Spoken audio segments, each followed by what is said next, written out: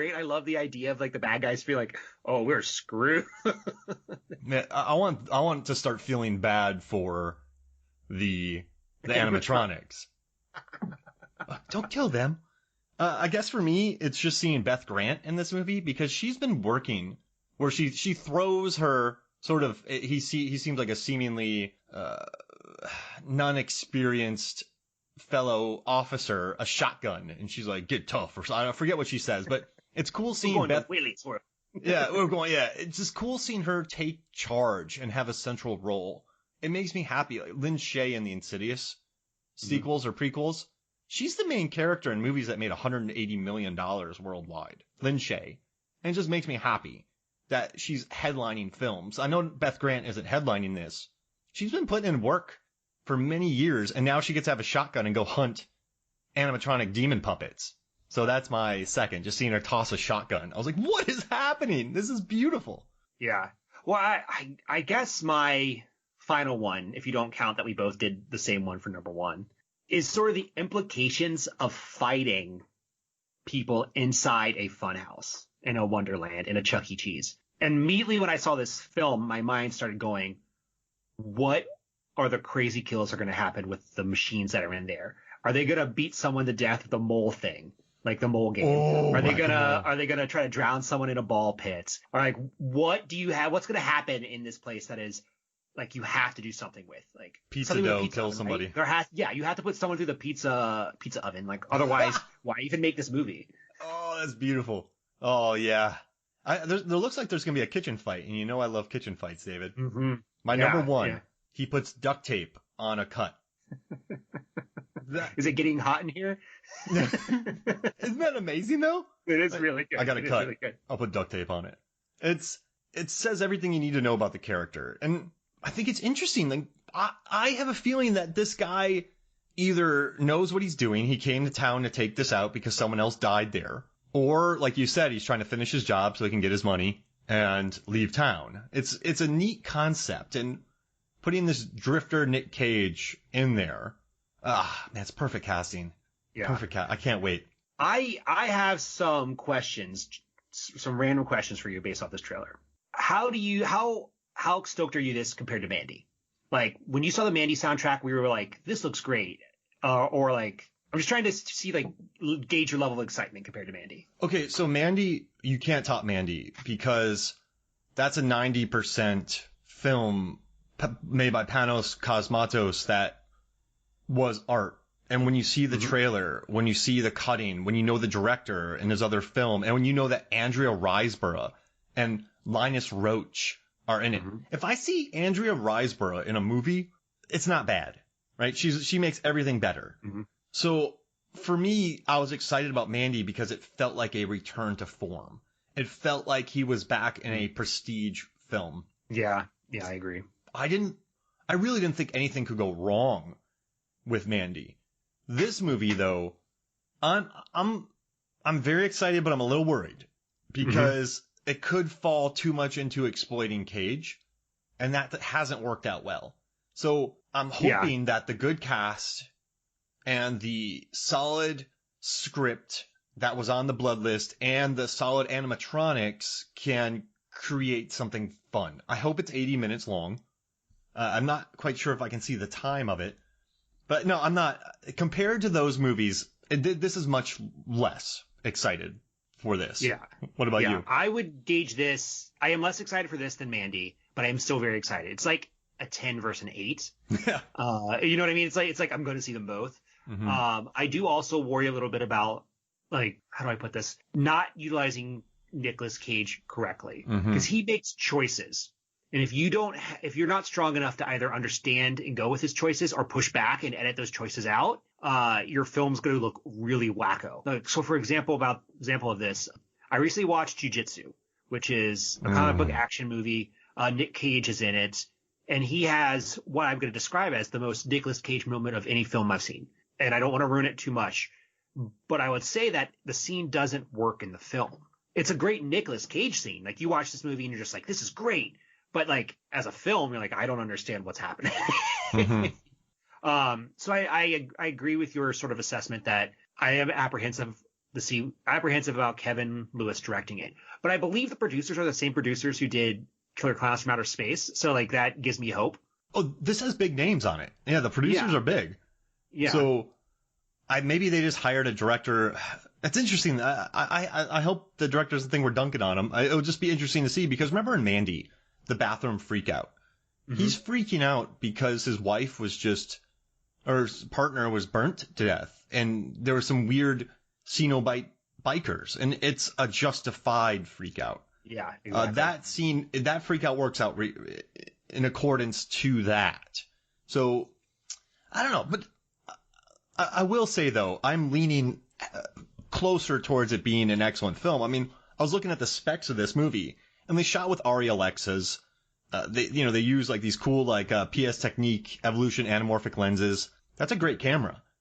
And so they have a good camera, they have a good cast, experienced producers. So if I had to put money on this going one way or the other, I'd probably say I'd lean more towards the positive end of it, just because, I don't know, the talent involved. But I am a little worried. Yeah. I'm worried. Yeah. I'm worried. It's not worried, apprehensive. Yeah, there it is. That's a great word. Yeah, you're like you want it to be great. You want everyone to do great. You're just, Cage does 6 movies a year, and again, 4 of those are probably bad. So you gotta hedge your bets. Yeah.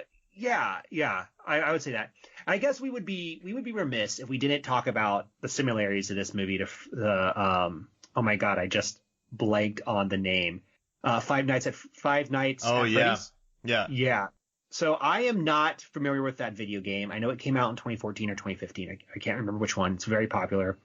And it's about a security guard who has to survive X nights in essentially Willy's Wonderland or a Chuck E. Cheese. Mm-hmm. There does seem to be a lot of similarities, but there also seems to be enough differences that it's fine.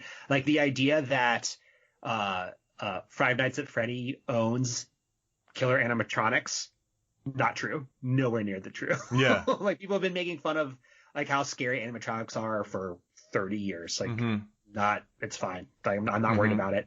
And I also read that Blumhouse is producing a film for Five Nights at Freddy's, and so Jason Blum was like, it's still being worked on, but then the creator of Five Nights at Freddy was like, we've set out a script and it's coming out or start filming in 2021. So it's like a little like unclear what's happening to it, but it seems to be being worked on.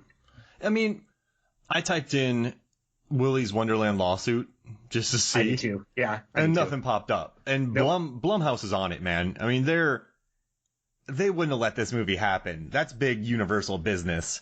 So this must have had enough difference. I mean, this was also, the script was on the blood list for who knows how long before, maybe, it was on the blood list before Five Nights at Freddy's. So, I mean, there's no lawsuit. So I think it'll be fine. One of the producers on this movie is Adam Rifkin, the guy who directed Detroit Rock City and wrote Small Soldiers. No, really? Yeah. There's some interesting names on these movies. So again, Nick Cage beating up animatronic killers. Sign me up. How much do you want? You want me to just hang out and give you my advice? Okay. Oh man, it's yeah. What other people do they go to for this? Like, you go to Cage. Who else do you go to? Like, I don't know. Oh man.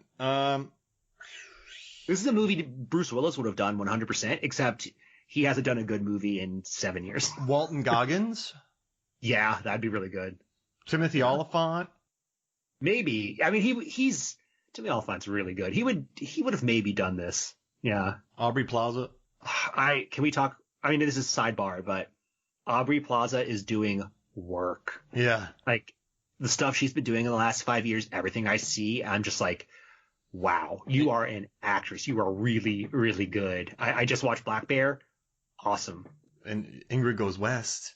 Yeah. And she's crushing it, man. Legion. She would be a really good choice for this movie now that you mention it. Legion's one of my favorite TV shows of recent memory, so I love that. I mean, I think Anthony Mackie, he's been doing a lot of funky movies. He'd be fun in this.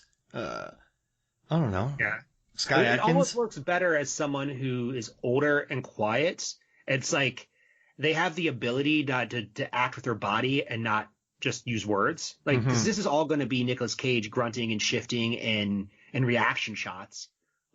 It's and that's a tough role, I think. I think that's a tough position to put an actor in. It's going to be interesting to see how the younger actors can handle the expository dialogue.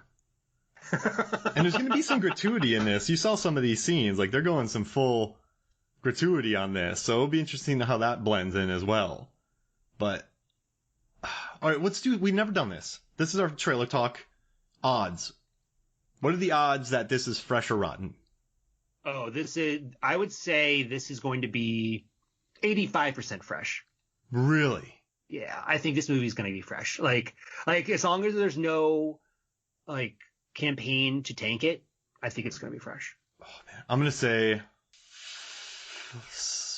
59%. No, it's fresh. It'll be 63% fresh. Okay. Yeah, I mean you're probably closer, but I'm going high. I'm going high. Well, thank you for joining me, man. I'm excited for this movie. I'm glad we got to talk about it. You and I got so many messages about it that I think it's just worth talking about. And it's also fun just talking about Cage. Yeah. I mean, one day we're going to do a Cage match and just talk and rank movies from Cage. I'm in. Let's do it. Let's do it now. All right. So first one, this movie. Yeah. Mandy. Whoever gets Mandy wins. Period. Done. Yeah, exactly. Oh gosh, so good. And I just did a Raising Arizona episode with Norbert, and I adore that movie. Holly Hunter slept on though in that film. Holly Hunter is like my favorite part of that. But hey, thank you for joining me, David. Thank you. This was great. All right. So for me, Mark Hoffmeyer, and for David Cross, the host of the Award Wieners Movie Review Podcast. Find it wherever you listen to podcasts. David talks about Best Picture winning Academy Award films. That makes sense. I said it backwards. And they also come up with a hot dog recipe. It's wonderful. They have covered half the movies by now. We are up to we're in the mid 50s. My latest episode dropped this week. It was How Green Was My Valley, which famously beat out Citizen Kane in 1941. I describe us as lowbrow conversation about highbrow movies. Oh, I love it. All right, hot dog recipe real quick about this movie, and then we're getting out of here. Oh, I mean, this is really hard. Like you can't have like a metal hot dog.